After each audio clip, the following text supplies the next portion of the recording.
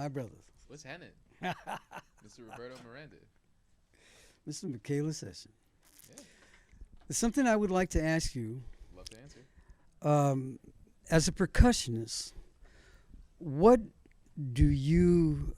how would you express the cutting edge of percussionists today in the music that we play?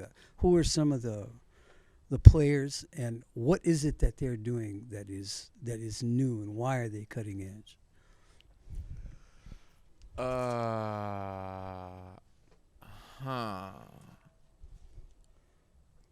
Percussionist first we define, right? Percussion. I like to think of percussion as rhythm, for one, very important, but also texture, because percussion for me is the non-harmonic melodic element. So I feel like it's more just working with sound, man, really trying to think about wavy air. So like the answer to that is multifaceted, because there are some like drummers who I think are really pushing the thing to do, as well as percussionists, also producers that I would say are just like amazing at how to think about like drums and like sound like that, Yes, like sir. how it comes out of the speakers or how it gets into your dome. For a long time I was super into recently for a long time I was super into the drummer JD Beck, and a lot of drummers kind of like on the internet or on Instagram took notice of him because A, he was just really young, came onto the scene when he was like 14, and B, he was playing like nobody. He was really kind of putting he kind of had like more of a drum and bass approach, drum and bass being the style of like like it's like a genre where it's just like really House busy music. drums. Yeah, exactly. But just like the way he did it was just really unique, and so I feel like I kind of picked up a lot from trying to emulate him, which is funny because he was inspired by John Bapp, which is just like a multi-instrumentalist, but his approach to drums was like really unique. Thomas Pridgeon has been like doing like setting trends and being incredibly slept on for like years. I recently kind of digged into how bad Thomas Pridgeon is. Man, there's cats everywhere. A lot of my contemporaries too I really like there's this cat Will Logan or William Alexander, who's an amazing like drummer and multi-instrumentalist.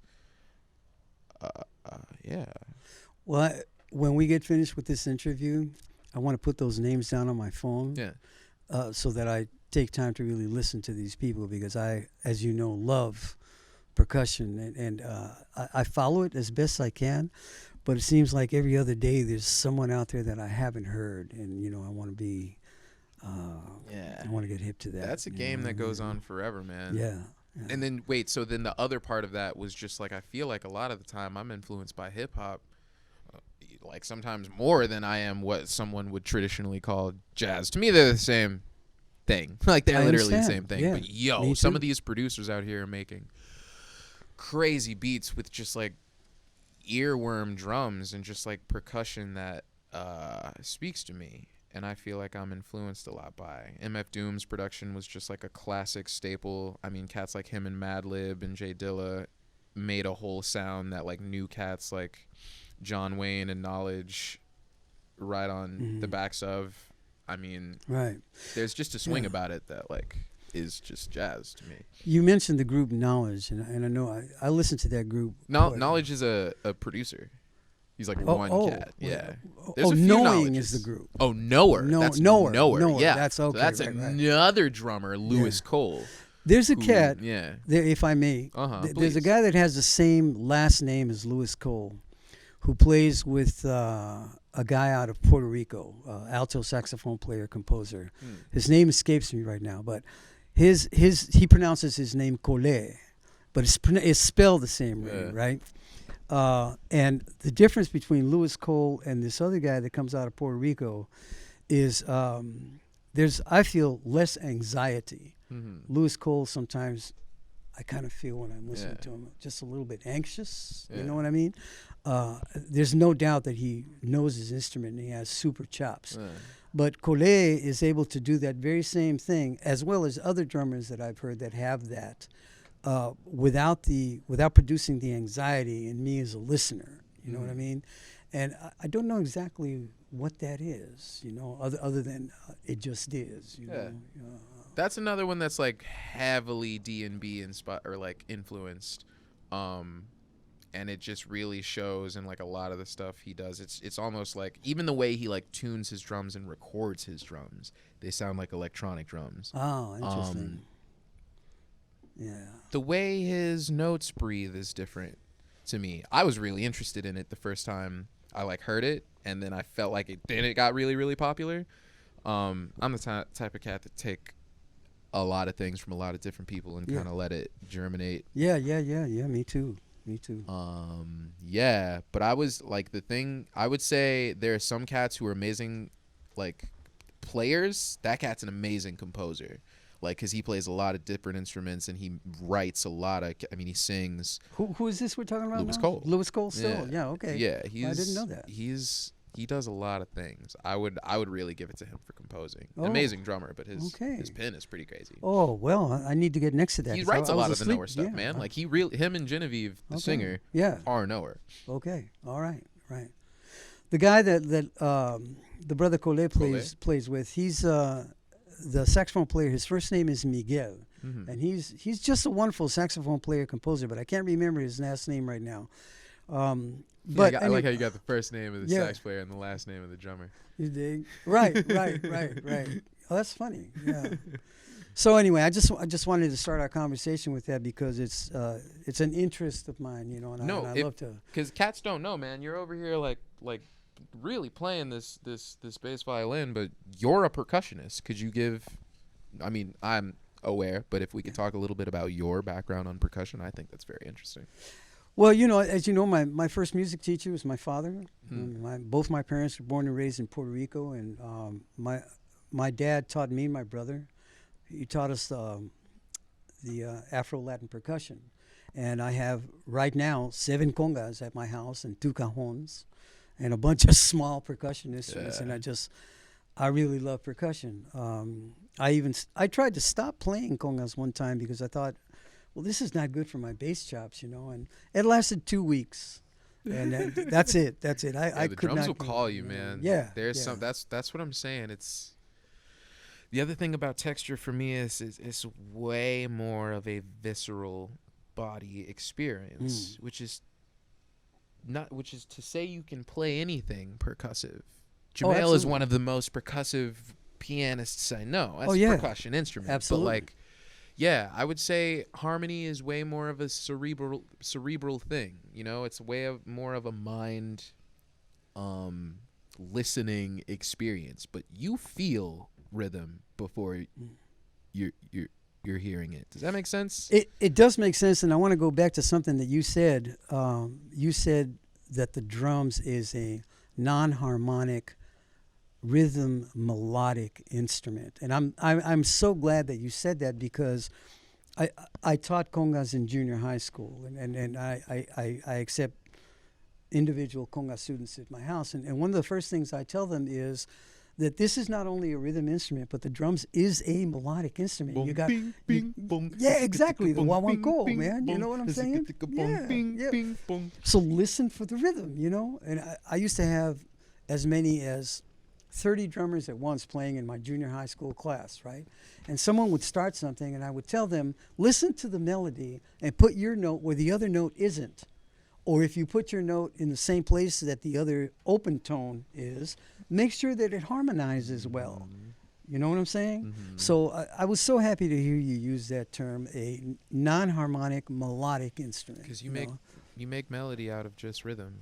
I could have one note and still be singing. Yeah. Dude, my favorite thing is like I don't know, like my new favorite thing is we've got this Mini Cooper that we're like loaning right now because Dad's Mercedes is in the shop. Okay. And when the seatbelt is off or when like the door is open, it does this like great thing in 6 that I just like sing to. It's like one note, and I swear to God, man, it smacks so hard. I literally leave. Sometimes I'll just have my seatbelt off doing something, and I don't want it to stop. Right. So I won't put it on. Yeah. Or I'll just like when the keys are in.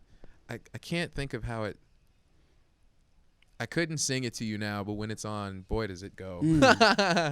You and I have both probably played many dashboards in our lives. Oh, yeah. Too. Drums on the wheel for sure. Oh, yeah, man. And tables. Yeah. Tables, especially big wooden tables, have this gorgeous sound. The thing is, I try, because I feel like it's so common, especially with drummers, to just, like, be completely insane and to never shut up. So I really try to, like, limit it, because I feel like that's the thing you make fun of the drummer for just being annoying at all times, but I avoid that. So when I'm in, I'll just like super confidently like rock a thing until I realize it probably stopped, and then people are like, no, I didn't even know it was happening, or maybe that's the goal, right? When you're not annoying. Right.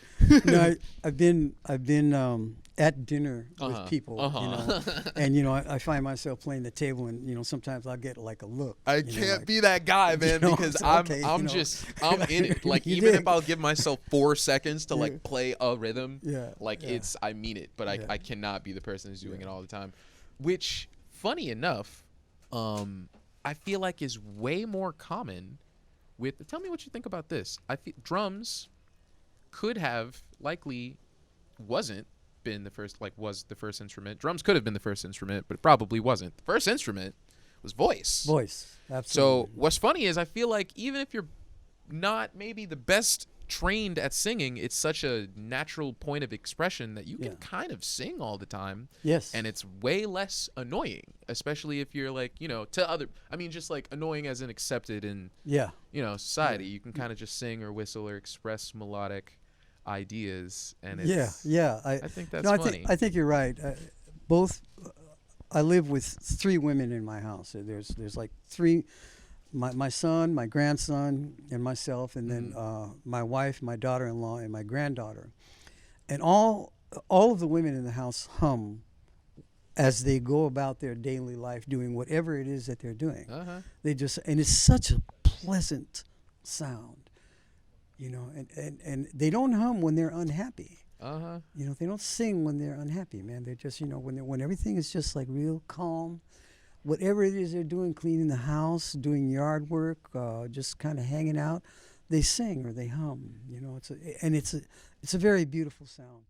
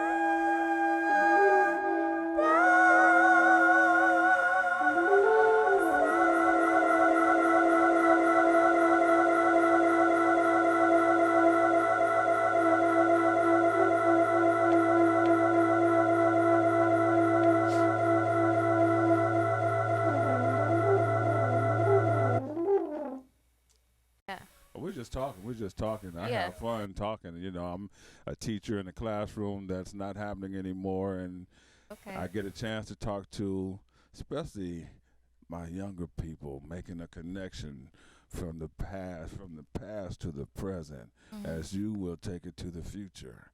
You know, so the arc being what it is, multi-generational, with you young bucks in here who I have to sometimes call to the principal's office and shit. But it's a beautiful thing to share so that others can see. I think it's an important piece with Black Lives Matter and so many young people getting involved. I've had young people tell me that, you know, our generation didn't do enough. It's like, wait a minute, man. Do you know? Can you tell me what we did so you understand the shoulders that you're now standing on? Because you have to understand the shoulders that we stood on as that cycle continues. Right. Yeah, it goes know. both ways. Yeah.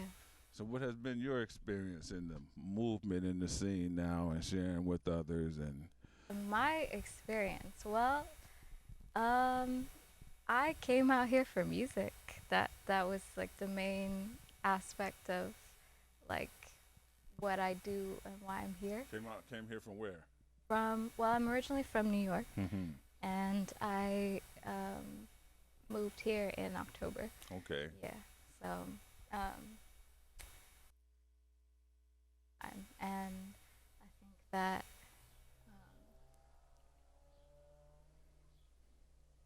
living here, it's important to learn about what is here and what has been here. Right. So, right. yeah, like being in the Ark and stuff has kind of opened my eyes to like a whole realm of history that I haven't been exposed to. Yeah.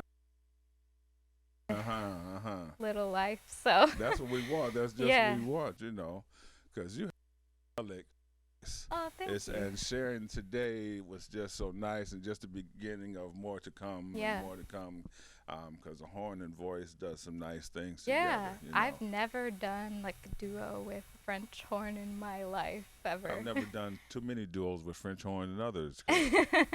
Yeah.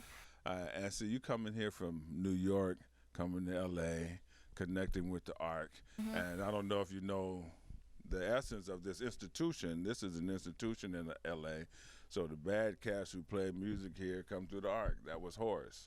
You Yeah. know, just to get a tune up and an understanding, hear some music differently that you probably haven't heard before, and give you a different concept of thinking about the music to add to your music Right. greatness and genius, and then that's your, you know, you blast off and go to the world with that, you know, with confidence. Yeah, and it's also an extremely supportive community or institution, if you will. It's like kind of, it feels like home, and it feels like a place where I can express and also learn without judgment. Right. know? Definitely. Yeah. Definitely. And that's you come to a place where you can feel free to express, and that's always a comfortable place. You want to come back to it again and again, and that's why the cast had places like the Great House and, you know, the Quag, just to come and hang and share and play and live and lift each other up, and maybe even fall down with one of them to get back up. You Right. know? But the music is always the important piece. Now, I mentioned to you before Sister Adele. Now, Adele is the Desert Fairy Princess, and that's my reckoning with her. You're the sister in the Ark now singing, and you sing Desert Fairy Princess, and it's just that image of, that's just a part of the Ark. We have Desert Fairy Princess, and she was one who really brought me to the Ark. You know, I'm from here. I saw the Ark when I was 16 and blew my mind. But by college, we were in college together at Cal State LA, and I met her, and she had the Ark in rehearsal, so I was there. Yeah. You know, what has your experience been, and how much do you know about Adele or her music that you've heard? And I've really only ever heard her. I don't know too much about her personal life, and I mean, I know her relationship with the Ark, right. and her really important role in that. But yeah, I would love to know more about what she was like You and will. her. Yeah. You will. You will. You know, that's why with all the cats, for myself and Roberto, you know, when you cats are here, that's when the stories come, you know, because. I love stories. And that's Yeah. the growth. That's the narrative. What's the narrative? Where you remind me of this. Remember when this happened? And Donald and Dean, Donald Dean, man, all those connections, you know. Yeah. And it just, like you said, makes you feel home and comfortable. And then for me, Horace had a mission for this band. Horace played around the world, you know. And now it's our turn. He always wanted us to be out there. Right. You know, we got the one trip out of L.A. to Germany. One gig, because there wasn't many gigs outside of L.A., you know, but the one outside the gig from L.A. to Germany, which was great for this time. What was that like? Oh, man. When I described the trip to Germany, it was like a whirlwind. Leaving L.A. on the Thursday evening, getting there Friday, Yeah. concert Saturday, back on the plane Sunday morning. And whew. That's quick, yeah. Gone. Gig was great. You know, the hang was nice with other cats. But that's what we wanted to do, that and then go on to the next gig. That was the intention and the idea that, well, we can get back to that or get to that. That was a desire, and our music is desired in Europe, Japan, and I like to go. I like to take the music. Have your passport ready? Oh yeah, I have have to keep renew it- my passport. Yeah, have it ready and That's valid. very expired. Yeah. Have it ready. Yeah. Have it ready to go, man. Yeah. Man. So okay, I don't think I've ever like had a conversation with you about Right. your history with the ARC or just in general with music. Mhm. So I really want to know like what a lot. Well, what made you join the ARC? You said you were 16 when you Yeah. yeah. Well, you know, I had a musical life. I sang in the choir at 7, 8 years old, started playing cello at 10 years old. In 4th grade, got a PTA scholarship, cello lessons. But Oh, cello cool. didn't have enough lead parts for me. So 7th grade was trumpet. Played trumpet through high school. At 16 years old, a good friend of mine took me to the church to hear the ARC last Sunday of the month. Man, you got to hear these cats. You playing music. And okay, cool. Blew my mind. And that particular day, so you haven't been in the church, but in the church, like particular churches, you're coming to the church, there's an aisle way to the front. Then when you first come in, there's some stairs that go up to the balcony. And then they didn't have a balcony where you sat, but there was cut out windows that you could look down at the pulpit. So the cats were playing, they were blowing, man, and they were marching through the aisle. They were painted up that day, some of them too. And they marched through the church, went upstairs, and I'm listening to this music with my eyes closed. There's just going rhythm on the horns are playing. Then all of a sudden you could hear them playing. I look up, these cats, horns, 2 or 3 horns sticking out the window, playing, just blew my mind. 16, I got to play with them.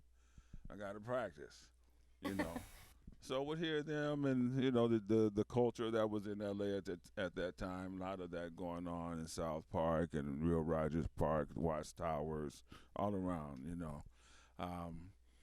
But I started playing French horn, which I loved the instrument, even when I was playing trumpet, just the sound, and the movie scores, soundtracks and things. And then Horace's music had beautiful horn parts.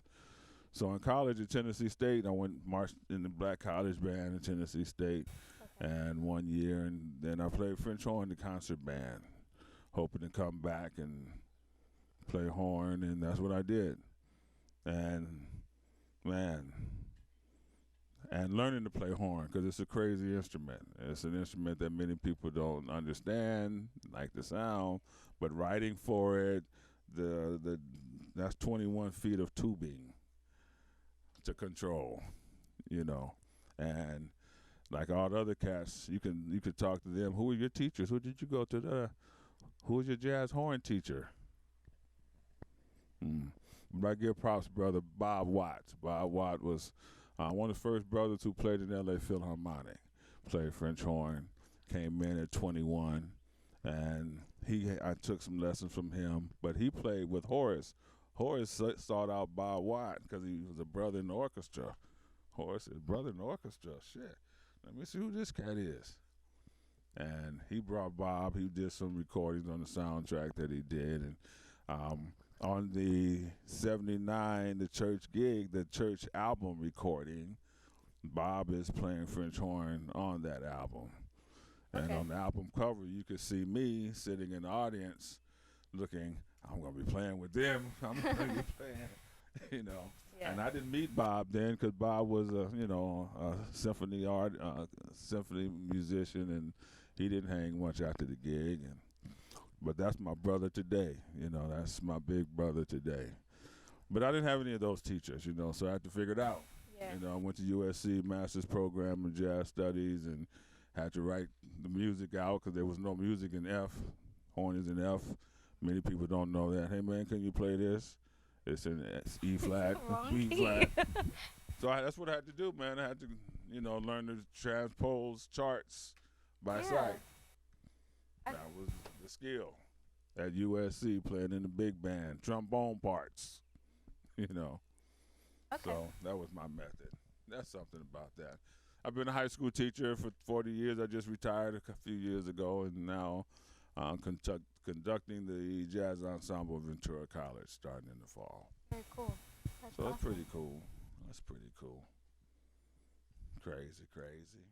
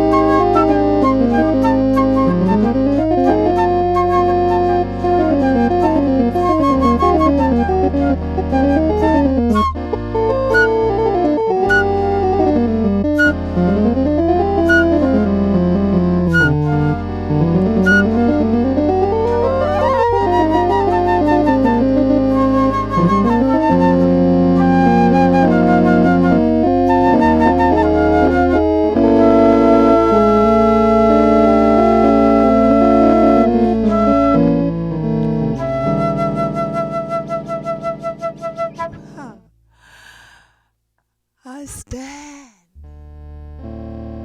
still standing. No wind, no rain, or winter snow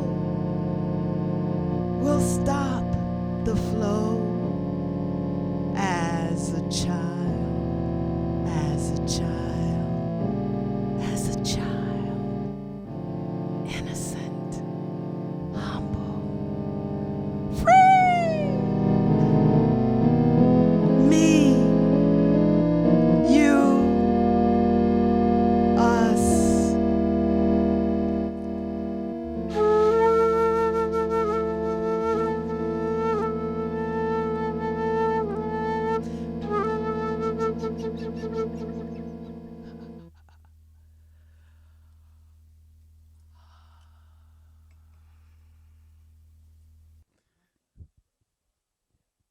Jamael, Yes. it is quite an honor to be sitting here talking with you. It's good to see you. Likewise, we ain't seen each other in a minute. Mhm. You're all grown up and stuff.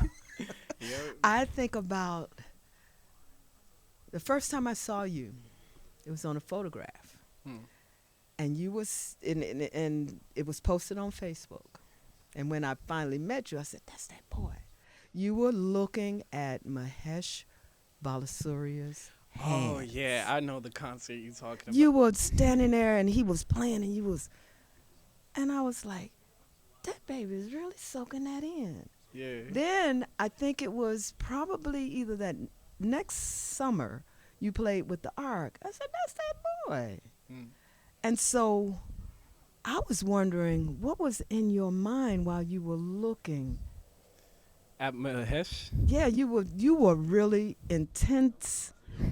It was like you were just, it was like laser beams on his fingers. In my mind, I was thinking about all the pianists he reminded me of. Okay. So I was just like tripping out because it was a whole bunch of artists that I could tell he had checked out, really loved and studied their music. Okay. And then I could hear it in him. And I was like, wow, I didn't even know you could combine those ideas like that. And I'm seeing him do it and just watching him like move his hands like that on the piano was like, it was a lot of like letting out a bunch of energy. So I just really liked it. Was that a defining moment for you? Yeah, definitely. I was there with my That's whole captured in family. that photograph. Whoever, I don't know who photographed that, Yeah. but I'm telling you, because I'm a seer, Mm. and you probably are too. And I saw all of that just in that snapshot. Mm. And then to see you play with the Ark, and then to see you go away to school, and to see you now, I'm like, okay, it all makes sense. Mhm. It made sense then, but Yeah. you know, it has a path, a through line from that photo to now, and the hair and the hair on your face. Yep. And, yeah, I grew my hair out because of those hats I used to wear. Yeah. All right. Yeah, I wanted to not wear them anymore. So growing my hair out seemed like a natural approach. It's beautiful. Thank you. It's absolutely beautiful. Thank you. I still see that little boy in there. But going back to as a child, I know what that Horace Tapscott piece moment means to me. I've been playing with the Ark since 2006.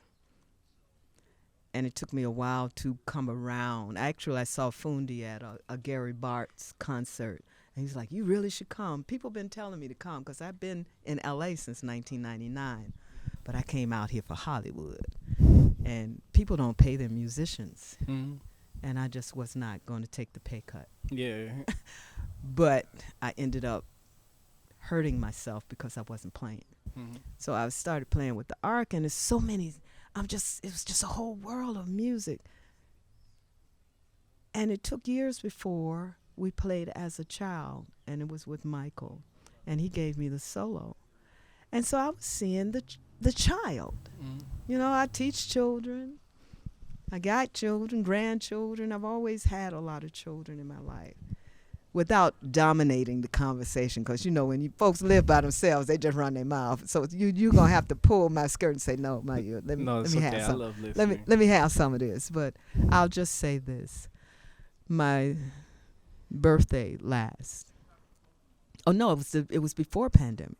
But I try to go to the ocean on my birthday so I can listen to whatever is going to be said to me from Almighty God, and also to listen to the pictures of what's out there, the birds, the trees, the water. They all have pictures, and I always take my flute so that I can match and play with nature. And I started playing as a child because that was something I was learning. And I was like, oh, that's what it means. That's what it's about. Mm-hmm. Bearing yourself, your most innocent self, the child in you before God. There's so many verses in the Bible, various Bibles, from the Hindu to the Hopi. Everybody says capture that child, the innocence, through your life, and you'll be free. And that's why when they asked us to do the duet, that's what just kept resonating for me. Because of what's happening now. And all the isms. There's more isms today than yesterday. And it would just be children. And then to do it creatively and give honor to what this whole conglomerate, fraternity, sorority of musicians under this umbrella of Horace Tapscott. I say, why not? So it was awesome. Anyway. What made you get locks? I was just tired of like having my hair short. I really didn't like getting haircuts. It felt like terrible. It just Now that's your ancient self. yeah, I didn't even like getting my hair picked out as a kid. Like it just didn't feel right. So when I like started growing it out, I just felt more like I could do what I wanted to do. Like I didn't need to like fit into like the image that a lot of people have presented to you, especially because at the time like I would be like, even with people who are family, like my parents would be like, hey, make sure your hair is really like tied up and everything. I'm like, this is just natural. Like, you don't like how I look? This is my natural self. What are you trying to say? And then they're like, you know what? We're going to stop talking to you about this. So, like, that's why. And, like, ever since, it just feels, like, really good to keep. So I'm going to just keep doing it until. Do you feel that it has changed you? Are you aware of the changes? Definitely. That it has done, even in your physical, your mental, your spiritual and social self? Yeah, the changes, I'm aware of them because right now I can see them in my vision. So, like, as we're talking, I'm just like, yeah, I could feel the presence. I remember, like, right here, there was some growth that needed to take place. It was some change that happened that was like, and it all, you could see it. Like, every time I look at myself in the mirror, I could just look at my hair for what it is and take appreciation in that fact and where I am now. So it's like, it's a lot when I look at it versus when I first started growing them out. More so then it was just me trying to express my inner like self. But now it's just like become like a marker for me to see where I am in my own life. It's a being. Yeah. I used to wear locks, and I tried to have tailor-made locks. This was in 1974. You know what I mean by tailor-made? Twist every single lock. And as you may understand, my hair is not the nappiest, but it's affected by the atmosphere. But whatever, I twisted it. It took 4 hours. Me and one of my girlfriends took 4 hours twisting my hair up. And it was just so fun. And by the time I took a shower, they all came out. And somebody said, because Marley was the reason, he was my prototype. Mm-hmm. And he said, this other guy said, just let it grow. So I said, okay, because I'm not going to take 4 hours a day to twist up my hair. Right, yeah. And so I just let it grow, and then it started looking ugly. I'm Virgo, a very vain person. And I was like, okay, I had committed, though. If I commit to something, I'm all the way down. And I remember I started them like right around my birthday. My birthday, a whole lot of stuff always happened around my birthday. But by January, I was standing in the mirror. It was all pumped to the side, and this was doing something. And I just started pulling them apart, and boom. I'm like, oh, it do look like Marley. And that's when I saw the beauty in my natural raw self. Before I was just committed, and I said, well, if I have to go the rest of my life like this, oh well. You know how you are when you're in your 20s, you just go for it. Yep. And they became very beautiful, and I was like the only woman during that time that anybody had seen with dreadlocks. Brothers were doing it, but women were not. I have people say to this day, you're the reason why I started locks. But I cut mine in 77 because I wanted, it's very important, like I say, as a music activist, and I'm pragmatic. It does not make sense for me to speak and you not understand me. And if I can give you understanding, then I will. It's a kind of control thing. But I want to make sure you know. And I felt that people were so wrapped up in my hair that they couldn't really hear what I was saying. And like I said, I was in my 20s, so you don't know everything. So I ended up cutting them off, and I've never had locks since. But it changed me in that I was more sensitive.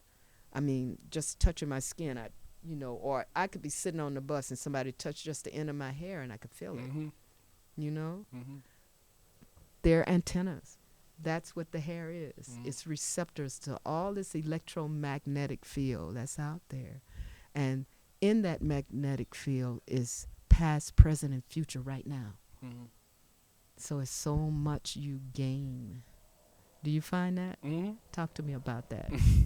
I mean, definitely, because you have the new growth, you have the growth that's been there, and then you have where you are physically, like your own mind. So I definitely agree with that. But I feel like humans have that in general, but definitely having locks keeps that on your mind. It locks it in. Yeah, I mean, it's attached. So and it's really not touched. Yeah. Because all of that is the outer part, but inside is not touched. And it's all magnetic force going to the most magnetic thing in the universe, which is your brain. It's powerful. It is. It's very powerful. And if you don't know, you won't know. Yeah. So is there anything else? I think that's all the questions I could think of so far. I'm good. Okay. Thank you. Yeah, thank you. It's a pleasure. Yeah, it's been I love fun. you so much. I love you you just too. don't know. All right now.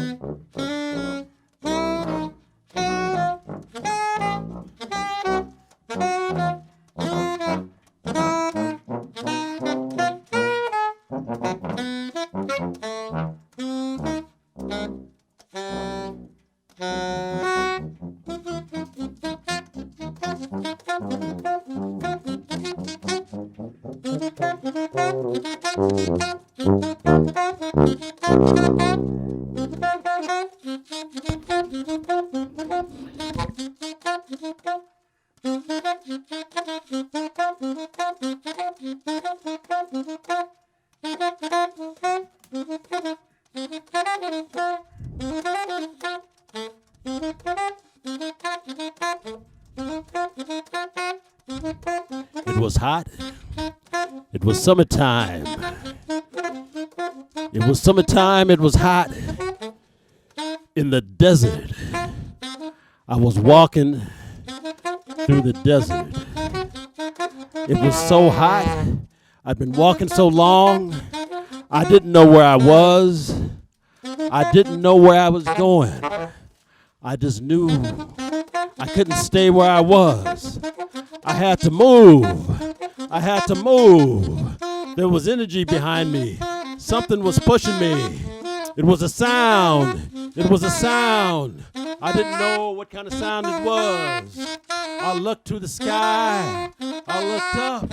I looked to the right. I looked to the left. I said, what is that sound? What is that sound? It's in me. It's deep. It's deep. It's deep. But I don't know where it's from. I don't know where it's from. Because I don't know where I've been. Somebody has got to help me identify this sound.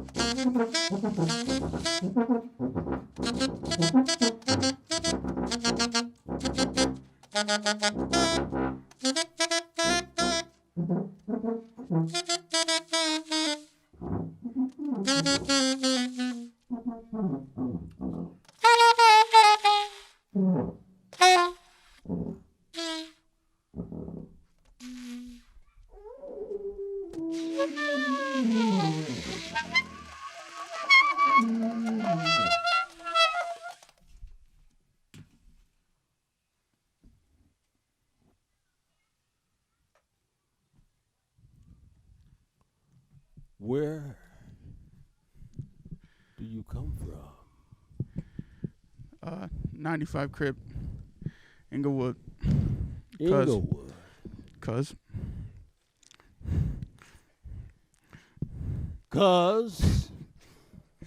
Cousin.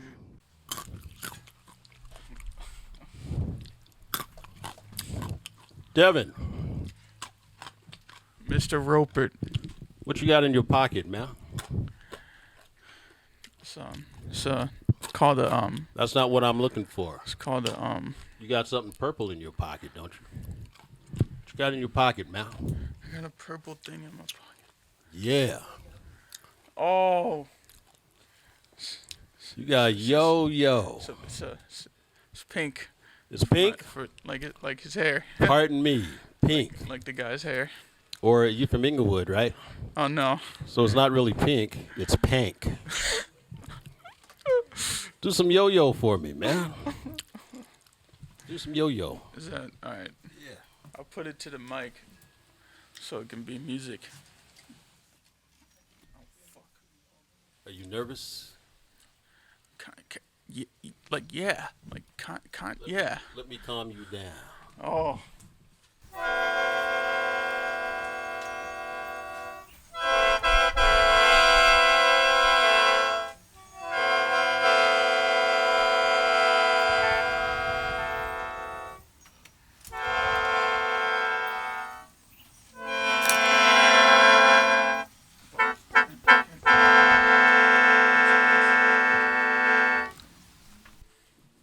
Count to 3.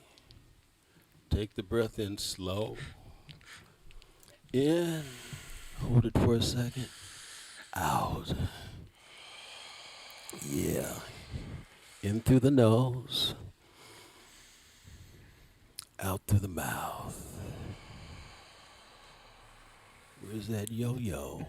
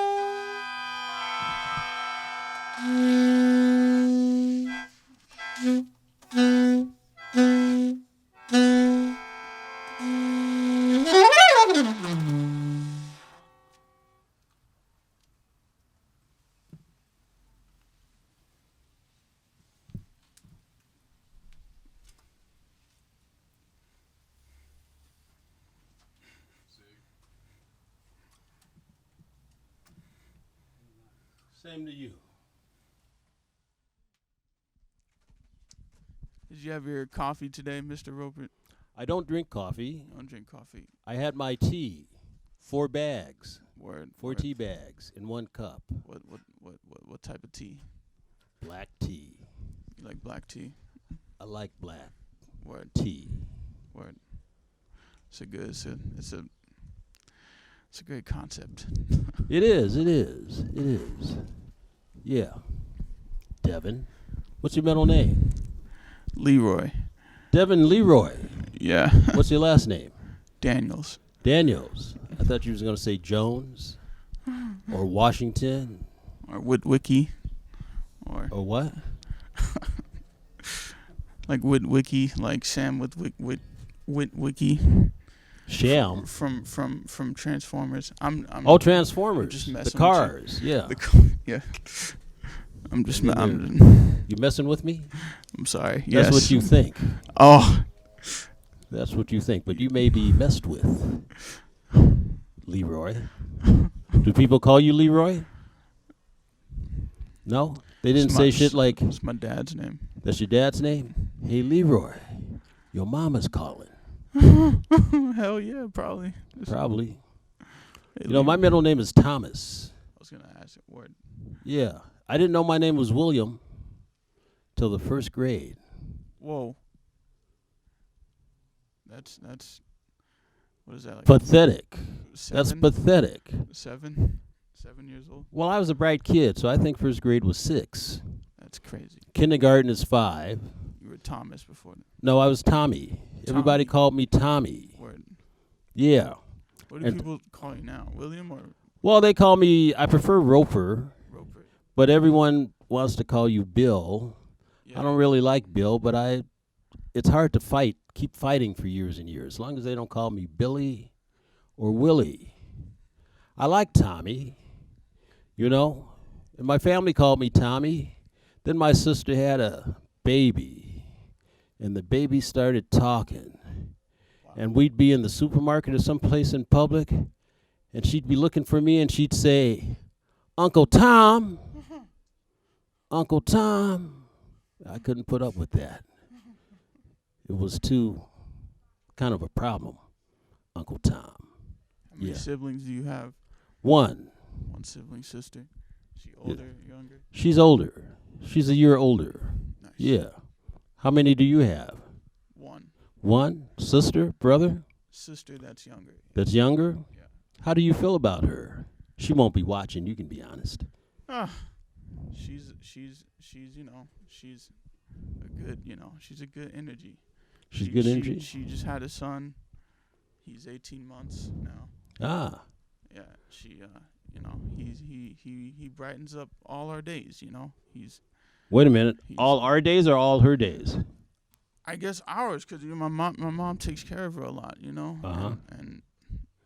And you like her? Him? Her? And, yeah, he's a good little kid, He's starting to say words. He calls my mom Coco, which is funny. Now I really want to play that Charlie Parker song. Coco. On a gig now. Yeah, Coco. Why wait till a gig? True. Do you play it to the kid? In my living room. No.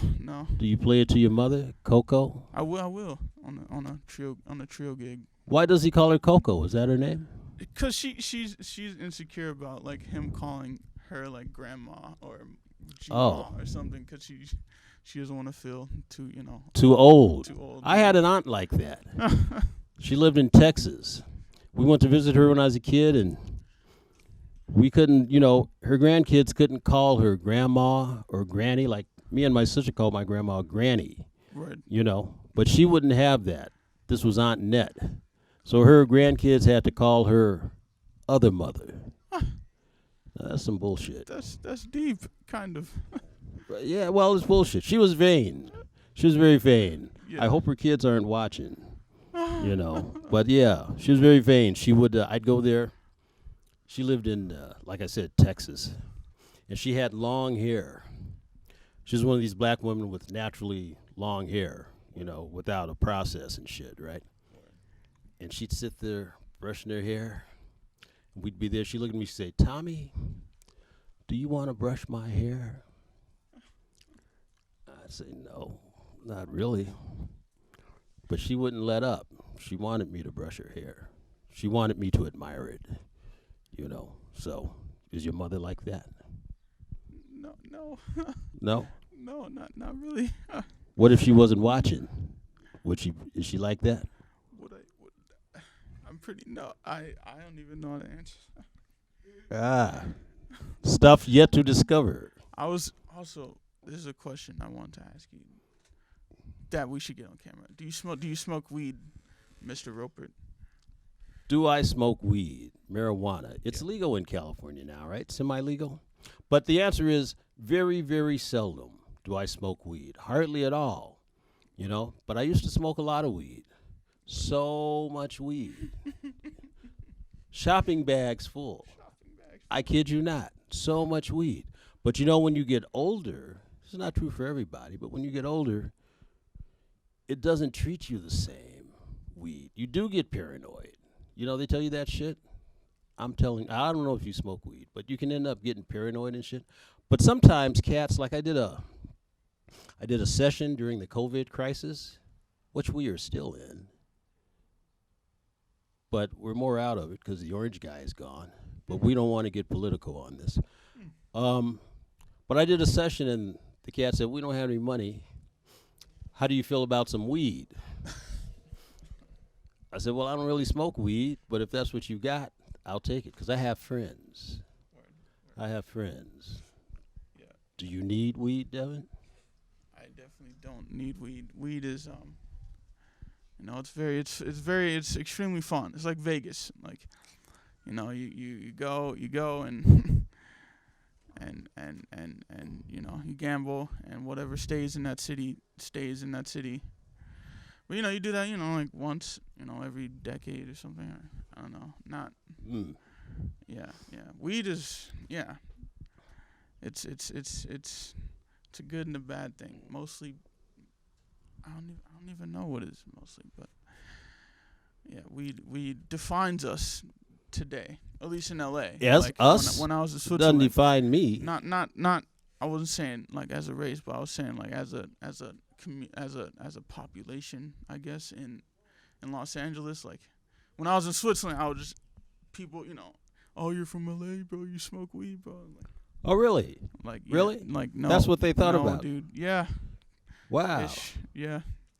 And what did you say? Did you say, do you have some? No, I said yeah, I don't. Wow.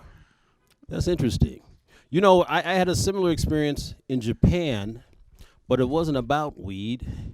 We were like driving down the streets in Hokkaido, and I was talking to this cat who was, you know, because I got an Airbnb, right? So he was showing me around with his wife, and religion came up. Oh shit. Well, and I said, I'm an atheist. And he almost stopped the car. You know, he ran a disco, and he would have a lot of black artists over, mainly DJs and all. And he almost stopped the car. He said, you black and you're an atheist? He said, I've never heard of that. I said, well, the world is big, brother. He said, no, I've never heard of that. He says, I talked to all these cats. You're the first black person who's an atheist that I know.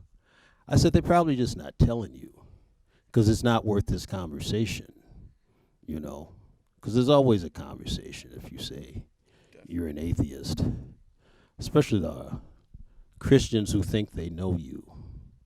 Because then they say, often to me, they say, no, you're not. Deep down, you're not. Yeah. And I say,